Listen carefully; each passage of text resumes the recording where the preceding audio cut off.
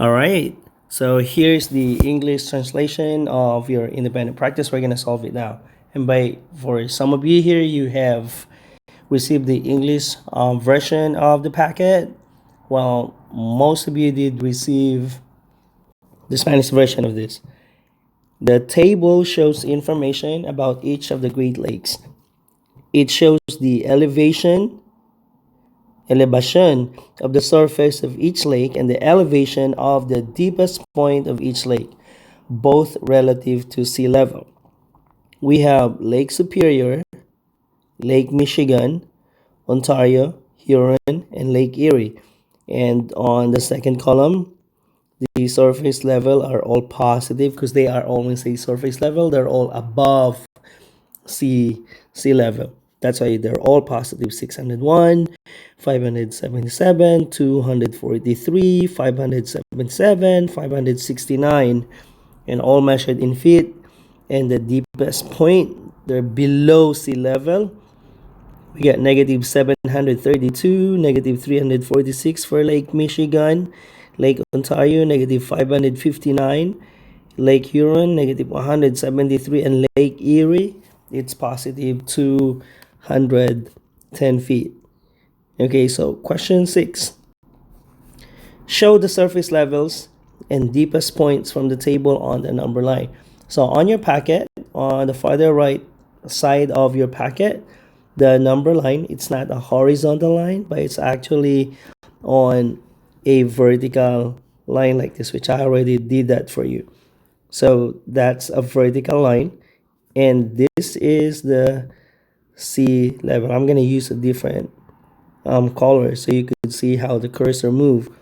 So the sea level, that's at 0, and the surface level are all, I use green to indicate the surface level or the height above sea level, and the red one, it's these are the same lake, are the deepest point, which is below sea level except for Lake Erie.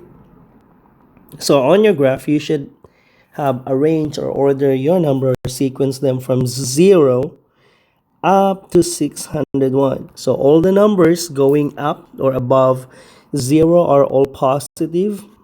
Get 210, 243, 569, 577, and 601. That's easy. You just have to label them. You don't need to draw the number line. It's already been provided. You just have to label and put the numbers and its corresponding lake. Similarly, we have below sea level are in reds. These are the deepest sea point. Okay, so that's the answer. All right, you can again pause this. If you got it wrong, you can pause or rewind or revisit this again. It's a video. You can go back, play it again, go back and play it again. Now let's move on to question number 7. Which number in the table has the greatest absolute value? What is the absolute value of the number? Now, I'm going to offer you two possible answers. Now, above this, wait, you don't see the color. Okay. Above the sea level, which is 0, the highest number above 0 is 601. So I'm going to write, and the highest number below 0, it's 732. And since we're looking, so I'm gonna put it here, the highest number we have, it's 601.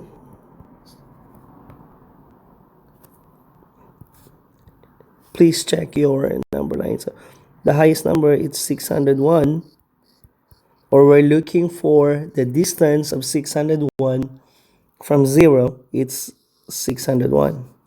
601 units above 0. On the opposite side, we have negative 732. The absolute value of negative 732, or the distance of negative 732 from 0, it's 732 units below 0. We're not looking for the actual value, but we're actually looking for the largest or greatest absolute value, not the actual value of 601 nor negative 732, but we're looking for which of the two numbers is farther, or that has the farthest distance from 0. And in this case, it's 732, because 732 is greater than 601. All right, so that would be all. And then you copy the work. If you got it wrong, you don't have to worry about it. You just copy it down. Okay, and after watching this, I'm gonna give you 15 minutes to complete problem number 8, problem number 9, and problem number 10. It is also on the same packet, it's on the same page. But if you are online, click the next slide and click the link to the Google, the document, and then type your answer and turn it in for submission. I wish you a wonderful day, and thank you so much for watching. Bye bye.